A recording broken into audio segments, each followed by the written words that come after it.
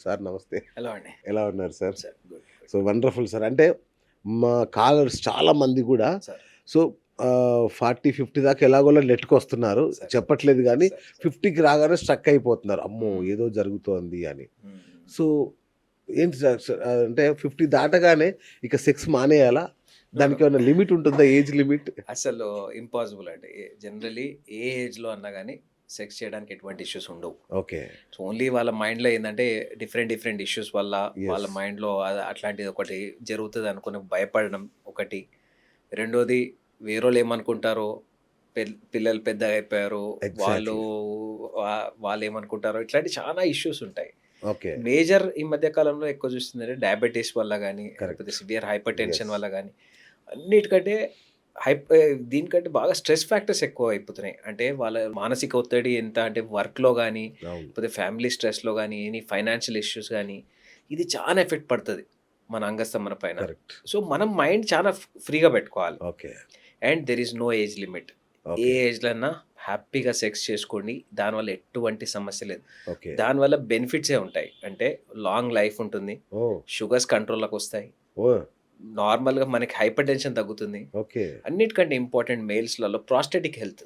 అచ్చా! అంటే చాలా మగవాళ్ళలో వచ్చే కామన్ క్యాన్సర్స్‌లలో ప్రాస్టేట్ క్యాన్సర్ ఒకటి చాలా కామన్. సార్. ఈ ప్రాస్టేట్ క్యాన్సర్ కూడా రెగ్యులర్ సెక్స్ చేసే వాళ్ళలో చాలా రేర్‌గా వస్తది. ఓకే. అంటే మనం ఒక మేజర్ క్యాన్సర్‌ని అవాయిడ్ చేయొచ్చు.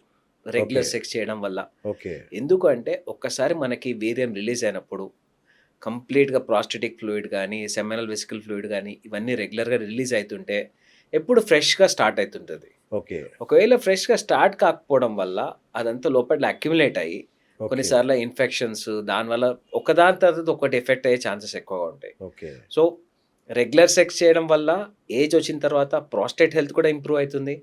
అండ్ వాళ్ళ జనరల్ హెల్త్ అంతా బావుంటది. అంటే ఓకే. షుగర్స్ అన్నీ కంట్రోల్‌లోకొస్తాయి. ఓకే. యాహ్! సూపర్. సార్ మొన్న ఒక పేపర్‌లో చూసాను. ఆ! షుగర్ డాడీస్, షుగర్ మమ్మీస్ అవును. అని అవును. అవును. చూసారా మీరు ఆ వార్త? ఆ! ఏమన్నా ప్రాబ్లమా అండి? ఈ నో. అబ్సల్యూట్‌లీ నో అండి. ఓకే. ఒకటి ఏ ఏజ్‌లో ఎవరు సెక్స్ చేద్దాం అనుకుంటే that's there personal choice. Right. దాంట్లో మనం జడ్జ్ చేయనీకి లేదు. ఓకే. ఒక్కటి మా వరకు ఒకటి చెప్పేదంటే బీ సేఫ్. రైట్. ఎనీ లైంగికంగా వచ్చే డిసీజ్ నుంచి కొద్దిగా సేఫ్‌గా ఉండండి. Okay. I don't think that's any problem at all. Okay. మీరు సేఫ్‌గా, హ్యాపీగా సెక్స్ చేయండి. చాలామంది నా దగ్గరకొచ్చే వాళ్ళు ప్రాబ్లమ్స్ చెప్తుంటారు. సార్ నా వైఫ్‌కి ఇంట్రెస్ట్ పోయింది సార్. యెస్. నాకు చాలా ఇంట్రెస్ట్ ఉన్నా గానీ తను సపోర్ట్ చేయట్లేదు.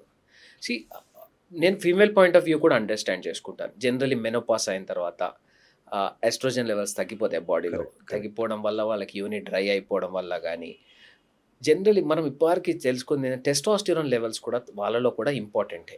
ఓకే. అది మగవాళ్ళలోనే కాదు. దాంట్లో యెస్. వాళ్ళలో కూడా డిజైర్ ఫ్యాక్టరే అది. Only hormone which is not given a female is testosterone. హ్మ్. చాలా చాలా రిసర్చ్ వచ్చినాయి. చాలా అడ్వాన్స్ వచ్చినాయి. వాళ్ళు కూడా టెస్టోస్టెరాన్ ఇస్తే మళ్ళీ వాళ్ళలో ఉత్తేజం వచ్చే ఛాన్సెస్ ఉంటాయి అని చాలా రిసర్చ్‌లో ఉంది. ఓకే. లేడీస్ వాళ్ళ కూడా. లేడీస్‌లో కూడా. ఓకే. అండ్ వెజనల్ ఎస్ట్రోజన్ లాంటి చాలా మనకి క్రీమ్స్ ఉన్నాయి. ఇవన్నిట్లో ఏమైతే దానివల్ల డ్రైనెస్ తగ్గిపోతది. రైట్. మళ్ళీ మళ్ళీ నార్మల్ అయ్యే ఛాన్సెస్ ఉంటాయి. ఓకే. దానివల్ల వాళ్ళు రెగ్యులర్‌గా సెక్స్ చేసుకోవడానికి ఎటువంటి ప్రాబ్లమ్ ఉండదు. So, super. ఫీమేల్స్‌లో కూడా చెప్పేది ఒకటే. సీ మగవాళ్ళలో సెక్స్ చేయడం చాలా ఇంపార్టెంట్ కూడా. ఎందుకంటే వాళ్ళ ప్రాస్టేట్ హెల్త్ గానీ, వాళ్ళ day to day regular activities కానీ అండ్ ఫీమేల్ సపోర్ట్ చేయడం చాలా better. Right. Right. Yeah! Right. Super. Sir ఇంకొకటి మగవాళ్ళలో ముఖ్యంగా 50 ఏళ్ళు హ్మ్. దాటగానే హ్మ్. కొంచెం లైంగిక సామర్థ్యం అవును. తగ్గిపోతుంది. అవును. అవును. సో, ఇది సహజమే అని ఏం చేస్తారంటే, అవును గదా! 50 హ్మ్. ఏళ్ళు హ్మ్. అయిపోయినాయి హ్మ్. ఇంకేం హ్మ్. చేస్తాంలే అని మ చాలా వరకు సరిపెట్టుకుంటారు. అవునవునవును. అంటే నిజానికి అది వయసు ప్రభావమా? లేకపోతే రక్తనాళాల్లో ఏమన్నా ఇష్యూసా? నా వరకు నన్నడిగితే వాళ్ళ మైండ్‌ది ఒక్కటే ప్రాబ్లమ్. ఓహ్! ఓకే. వాళ్ళ శరీరంలో కంటే వాళ్ళ మైండ్‌లోనే ప్రాబ్లమ్. నాకు సూపర్. అవ్వట్లేదు. ఓకే. లేకపోతే ఒక్కసారి ఫెయిల్ అయితే నాకు ఇదే ప్రాబ్లమ్ ఉందనుకోవడం చాలా తప్పు. ఓకే. ఫెయిల్ కాని మనిషి అంటూ ఉండడు సార్. రైట్. రైట్. ప్రతి రైట్. ఒక్క మనిషి ఏదో ఒక టైంలో స్ట్రెస్ ఏదో లెవెల్ రకరకాల అవును. ఆ రోజు వాడి మూడ్ ఎట్లా ఉందో, వాడి స్ట్రెస్ కరెక్ట్. ఎట్లా ఉందో, ఆ రోజు సడెన్‌గా పెర్ఫార్మ్ చేయలేకపోయిండనుకో. ఎక్కువ మంది మన దగ్గరకొచ్చే వాళ్ళ పేషెంట్స్‌లలో అపోజిట్ పార్ట్నర్ చెప్పే వరకి వాళ్ళలో సమస్య ఉందని వాళ్ళు డిసైడ్ కారు. Okay. Okay. At the end of the day మెన్‌కేముంది సార్, జస్ట్ ఎజాక్యులేట్ అయిపోతే they are happy. The opposite partner is a different scenario. అంటే ఓకే. వాళ్ళ అపోజిట్ పార్ట్నర్ కూడా సాటిస్ఫై కావాలి అనుకుంటే కాబట్టే వీళ్ళకి డిస్ప్యూట్స్ వచ్చే ఛాన్సెస్ ఉంటాయి. ఓకే. సో, మీరు హ్యాపీగా సెక్స్ చేయండి. ఎటువంటి ఇష్యూస్ అయితే రావు. నాకు తెలిసి మీ మైండ్‌లోనే ఉంది అది. It is exactly. బాగా అబ్సల్యూట్‌లీ ఇన్ దేర్ మంచి మైండ్. అద్భుతమైన మాట యాహ్! చెప్పారు యాహ్! నిజంగా. హ్మ్. ఇంకోటి ఈ మధ్య గ్రే డైవోర్స్ అనేదో వచ్చింది చూసారు కదా! ఆ! పెద్ద వయసులో వాళ్ళు విడాకులు తీసుకోవడం అవునవును. అవును. ఎక్కువైపోయింది. అవును.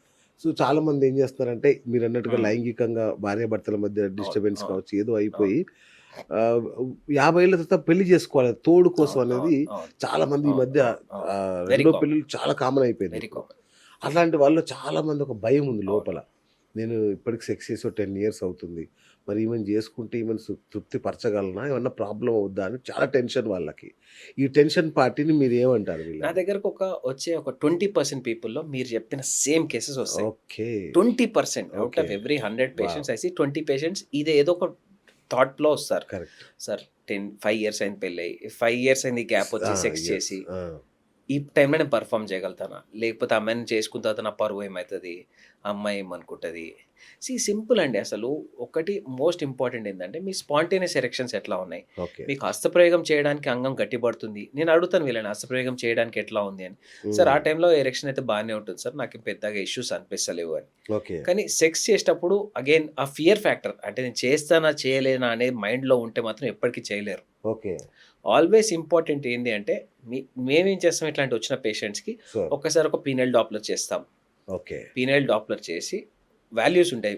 పీక్ సిస్టాలిక్ వెలాసిటీస్ అని ఉంటాయి. ఓకే. అది నార్మల్‌గా బుక్స్ ప్రకారం 35 ఉంటే చాలు. ఓకే. 50 ఇయర్స్ క్రాస్ అయిన తర్వాత 30-35 ఉన్నా చాలు. అచ్చా! దానికంటే తక్కువ ఉంటే టాబ్లెట్స్ ఇయ్యొచ్చు. లేకపోతే అడ్వాన్స్ ట్రీట్మెంట్స్ ఉన్నాయి షాక్ వేవ్ థెరపీ లాంటివి గాని, లేకపోతే ఏది లేనప్పుడు సర్జరీ చేయొచ్చు. ఓకే. వీళ్ళు 1% కూడా భయపడాల్సిన అవసరం లేదు. ఓకే. ఎన్నో ఆప్షన్స్ ఉన్నాయి. కరెక్ట్. ఒకటే టాబ్లెట్స్ ఒకటే కాదు. మోస్ట్ ఇంపార్టెంట్ ఇంకా షాక్ వేవ్ థెరపీ ఉంది. అది రైట్. కాకపోతే సర్జరీస్ ఉన్నాయి. ఓకే. ఏది చేసైనా వాళ్ళని 100% మనం వయబుల్ చేయొచ్చు. ఓకే. 100% ఎప్పుడు లైఫ్‌లో సెక్స్ ప్రాబ్లమ్ రాకుండా చేయొచ్చు. చేయొచ్చు. సో, ఇంకోటి చాలా వెరీ కన్‌ఫ్యూజింగ్‌గా అంటారు చాలామంది. సార్ మీరు చెప్పిన ట్రీట్మెంట్ తీసుకున్నాను. 10 డేస్ అయింది సార్. ఏమి ఎఫెక్ట్ చూపిస్తలేదు. 10 ఇయర్స్‌లో రానిది 10 డేస్‌లో it okay. Will take time. Right. ఓపిక పట్టాలి. కరెక్ట్. ఇన్ని రోజులు ఓపిక పట్టి చాలా మంది షాక్ వేవ్ థెరపీ చేసుకున్న 10 డేస్‌కి ఉరుకొస్తారు. ఆ! సార్ ఏం సార్ చెప్పినవు ఇంత కష్టపడి నేను చేసుకున్నా. ఆ! నాకు ఇంప్రూవ్‌మెంట్ లేదు.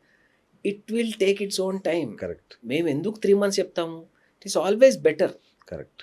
3 మంత్స్‌లో మీకు డెఫినైట్‌లీ బెనిఫిట్స్ కనిపిస్తాయి. ఓకే. కొద్దిగా ఓపిక పట్టండి. ట్రస్ట్ చేయండి. ఇంకోటి కొంచెం రిలాక్స్ కూడా ఉండాలేమో. ఆ! రెస్ట్ తీసుకోవాలి బాగా. ఇప్పుడు ఎట్లయిపోతది సార్ చేసుకోంగానే ఇన్ని రోజుల ఫ్రస్ట్రేషన్ అవును. నేను అర్జెంట్‌గా చేసేయాలి. అయిపోయింది నా ట్రీట్మెంట్. I am ready. అవును. సీ 50% వర్క్ అయిపోయింది. కరెక్ట్. 50% మెడిసిన్స్ వాడాలి 3 మంత్స్. ఓకే. వాడితే పర్ఫెక్ట్ అయిపోతారు. Right. So that we have to do మైండ్‌లో వెయిట్ పెట్టుకోవాలి. చేయాలి. కరెక్ట్. Correct sir. యాహ్! అవును. సో, ఇంకొకటి సార్ ఇప్పుడు చాలా మందికేంటంటే మనసులో సెక్స్ చేయాలని విపరీతమైన అవును. కోరికుంటది. కానీ బాడీ సహకరించట్లేదు సార్ అని ఒక హ్మ్. బెంగ. హ్మ్. హ్మ్. అంటే మెదడు నుంచి సిగ్నల్స్ వెళ్తున్నాయి అదే. గానీ అదే. అంగం స్పందించట్లేదు. అదే. ఏంటి నా ప్రాబ్లమ్ అని టెన్షన్ పడుతుంటారు. హ్మ్. వీళ్ళకేం చెప్తారు? సార్ సింపుల్ ఒకటి జనరల్లీ ఈ కేసెస్ ఎవరికంటే సివియర్ డయాబెటిస్ ఉన్న వాళ్ళలో అచ్చా! వెరీ అచ్చా! ఓకే. కామన్. ఓకే. ఎందుకంటే ఇప్పుడు మనకి డయాబెటిస్ వల్ల మనకి ఐస్ ఎట్లా ఎఫెక్ట్ అవుతాయో, మనకి కిడ్నీస్ ఎట్లా ఎఫెక్ట్ అవుతాయో, ఎండ్ వెజల్స్ అన్నీ ఎఫెక్ట్ అవుతాయి. ఇప్పుడు ఓకే. కాళ్ళలో తిమ్ముర్లు రావడము, ఓకే. న్యూరోపతి అంటాం కదా మనం. రైట్. అవును. సేమ్ అట్లనే అంగం లోపట్ల వెజల్స్‌లో కూడా బ్లాకేడ్స్ ఫార్మ్ అయితాయి. ఓకే. దానివల్ల ఏమైతది రక్త ప్రసరణ కంప్లీట్‌గా కింది వరకు అవ్వదు. ఓకే. పీనిస్ అనేది ఎండ్ ఆర్గన్. అవును. అక్కడొచ్చి బ్రాంచింగ్ అయితాయి గదా! అక్కడ ఓకే. బ్లాక్స్ అవ్వడం వల్ల అంగం ఓకే. సార్ సింపుల్ అంగం ఒక బెలూన్ అనుకోండి. ఓకే. దీనికి ఇనఫ్ బ్లడ్ వచ్చినప్పుడే ఇది ఇంక్రీజ్ ఆఫ్ ది సైజ్ అయితది. ఫ్లో సరిగ్గా లేనప్పుడు అంగం సాఫ్ట్‌గానే ఉంటది. ఓకే. So, correct. లోపటికి ఫ్లో ఎంత వస్తుందనేది చాలా ఇంపార్టెంట్. ఓకే. ఓకే. చాలా మంది నర్వ్ ఇంజ్యూరీస్‌తోని అంటారు.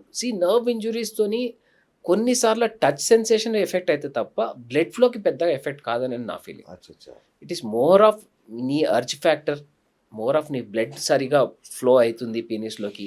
ఇనఫ్‌గా మీరు కరెక్ట్‌గా స్టిమ్యులేట్ అయ్యారు.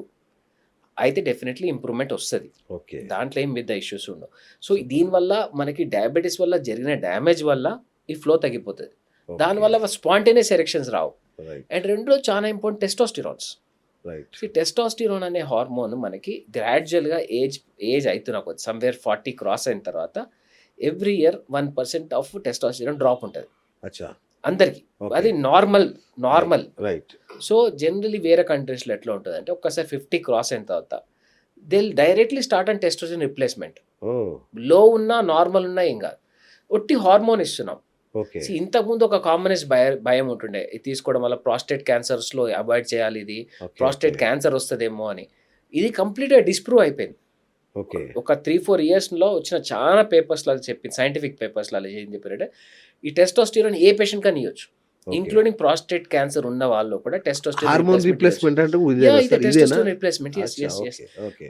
ఒక్కసారి ఇచ్చిన తర్వాత సిగ్నిఫికెంట్ చేంజెస్ ఉంటాయి. వావ్! ఓకే.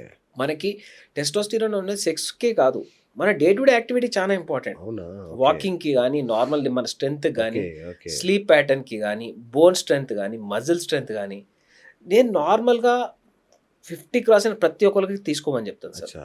దానివల్ల సైడ్ ఎఫెక్ట్స్ లేవు, నష్టం ఓకే. లేదు, వెరీ గుడ్. హ్యాపీగా తీసుకోండి. It is absolutely safer.